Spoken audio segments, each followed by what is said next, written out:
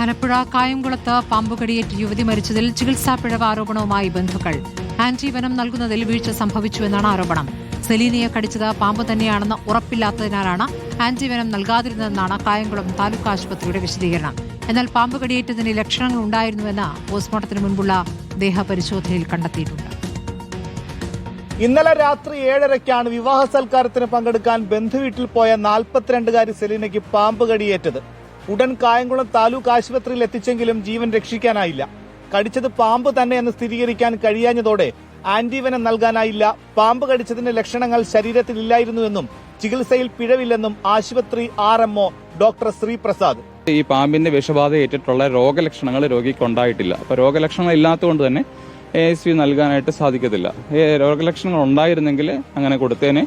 എന്നാൽ കായംകുളം താലൂക്ക് ആശുപത്രിക്കെതിരെ ആരോപണം ഉയർത്തുകയാണ് സെലീനയുടെ ബന്ധുക്കളും നാട്ടുകാരും.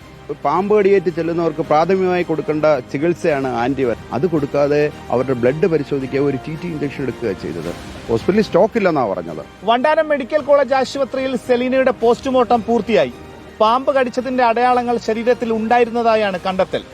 ആശുപത്രിയിൽ ആന്റിവനം ഇല്ലെന്നാണ് ബന്ധുക്കളെ അറിയിച്ചതെന്നും ഗുരുതര വീഴ്ചയുണ്ടായി എന്നും അന്വേഷണം വേണമെന്നും മുൻ മന്ത്രി G. സുധാകരൻ.